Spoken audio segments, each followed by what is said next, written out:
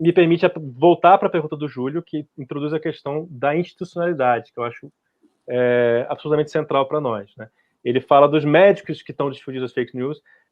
Existem palestras do tratamento precoce, que o Luiz mencionou agora há pouco, que são frequentadas por muitas pessoas. O governador de Minas Gerais, que tem vamos dizer assim, um certo hábito de dizer coisas absurdas e pouco conectadas com a realidade, fez uma defesa ontem ou hoje, não sei, do tratamento precoce também.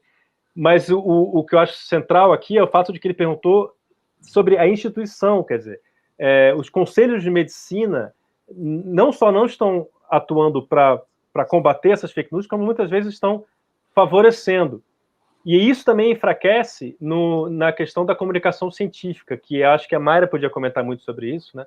Porque o cientista às vezes não consegue se comunicar com o público, mas existem instituições de mediação para isso. Existe a imprensa, existe o ministério, que deveria estar fazendo isso, os ministérios, né?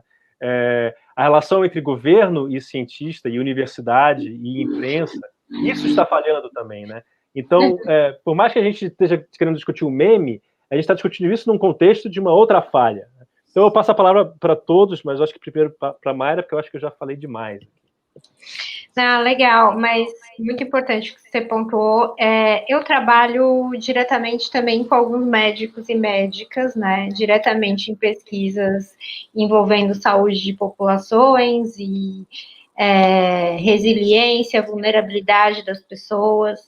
E eu acho que tem um grande conflito aí de narrativas mesmo, né? Que eu costumo usar essa palavra, né? Que é uma batalha mesmo. Então, você tem médicos, por exemplo, que têm uma abordagem mais de saúde integrativa, e eles vão chamar desse tratamento precoce, por exemplo, a pessoa tentar manter uma saúde ótima, ela ter os níveis de vitamina D bons, que já foram vistos como marcadores, terem as vitaminas ok, e não apenas ela se ingerirem grandes quantidades de zinco ou de vitamina D sem estar, né, orientado. Não é isso.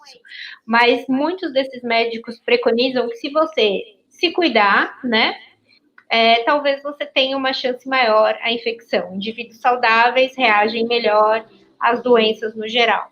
Então, tem um monte de médico muito sério que está estudando esse tipo de assunto, né? Populações saudáveis são menos suscetíveis. E se você percebeu sintomas ali nos primeiros dias, qual abordagem você pode ter para não ter um desdobramento tão péssimo? Tem muitos médicos sérios estudando isso, e aí existe essa apropriação de narrativa falando de tratamento precoce.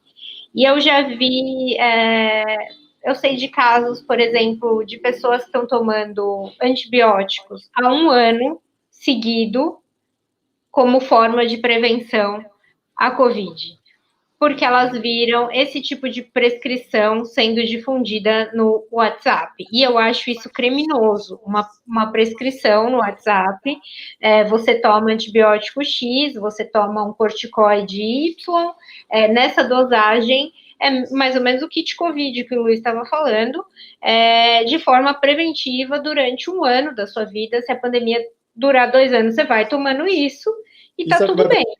Isso é um dos fatos que vai preparar as próximas pandemias. Se a gente e aí, não conseguir chegar no ponto de resolver esse fenômeno assim, social, de fundação. Exatamente, você começa a ter outros problemas, né? Você começa a ter falência renal, você começa a ter uma super resistência a qualquer tipo de antibiótico, e você pega essa distorção. Hoje de manhã eu estava conversando com uma colega que eu trabalho, ela é médica, ela é pediatra, e eu estava falando especificamente sobre Covid em crianças pequenininhas. E ela falou, olha, eu adoto mais ou menos esse protocolo, se a criança está assintomática e tal, e a dose é mínima, e não tem efeito colateral, sabe? Não vai ter uma grande... Não estou falando de tratamento precoce, estou falando de uma outra prescrição, né? Tipo, prescrição para crianças que estão com sintomas leves, por exemplo, como administrar. Mas aí o que acontece que eu já vi? Muitos dos absurdos é você pegar uma prescrição que seria indicada, colocar aquilo numa dose absurda por 1, 2 anos e enquanto durante a pandemia durar. Então, é essa apropriação de uma verdade, né, para um quadro que nem é real. A pessoa nem tem um diagnóstico e ela toma aquilo para sempre como forma de prevenir uma coisa que é usada para o tratamento muito pontual de quem está sintomático.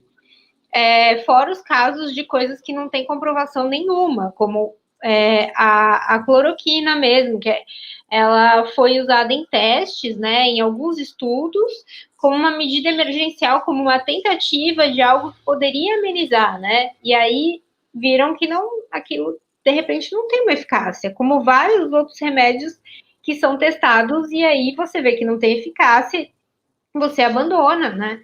Então, eu acho isso muito perigoso, assim. E mais perigoso que a pessoa não checa a fonte. Hoje a gente tem o Google, né? Então, você vai lá no Google acadêmico, tal remédio, tal coisa, joga lá, vê se aquilo é verdade, se aquela notícia, aquela fonte é real. Então, não é tão complicado da gente entender a procedência das coisas, né? Eu acredito muito no que a Sofia falou. O indivíduo também tem que se responsabilizar, né? Não é só, eu recebi isso e eu fiz porque eu recebi. É mais ou menos aquela fala de mãe, né? Se todo mundo pular na ponte, você pula também? Você também vai pular? É meio que... A minha percepção disso é que o papel dos conselhos de medicina é realmente regular quais são os protocolos a serem seguidos, regular quais são os artigos sérios, quais são os artigos que não são sérios.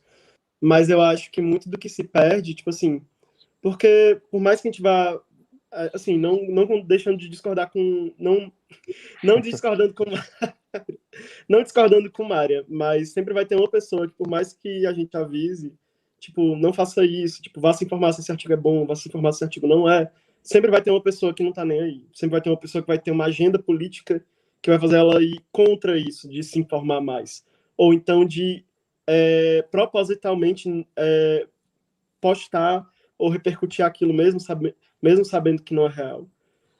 Então, acho que o papel do Conselho de Medicina seria, nesse quesito, e também no contexto de outras pandemias que vierem a ocorrer, ou pandemias no passado, seria de realmente fazer uma filtragem boa de artigos científicos, saber quais deles têm reprodutibilidade, saber quais deles vieram de instituições confiáveis, porque o que mais a gente vê hoje em dia também no WhatsApp é defesa de fake news com artigo publicado aqui, artigo publicado acolá.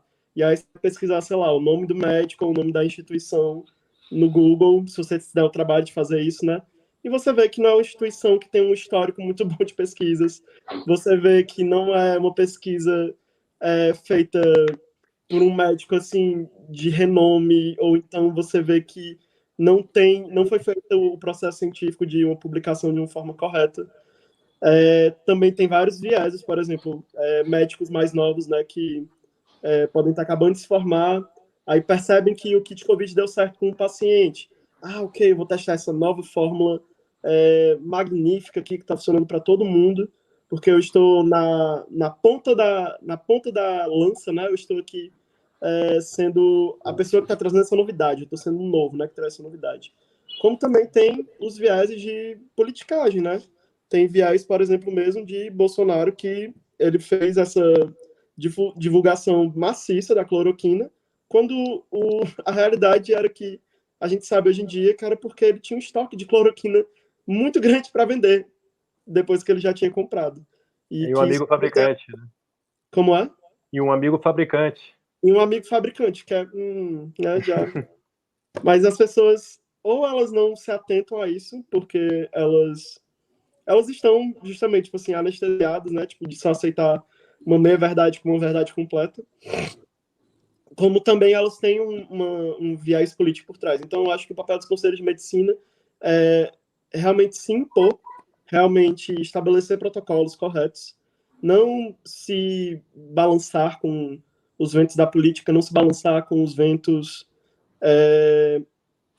não se balançar com os ventos discurso na internet, apenas se ater às pesquisas, mesmo que haja poucas pesquisas corretas, comparado às pesquisas feitas de qualquer maneira, mesmo comparado à grande quantidade de informações erradas, espalhadas até por médicos mesmo, que não seguem protocolos sérios.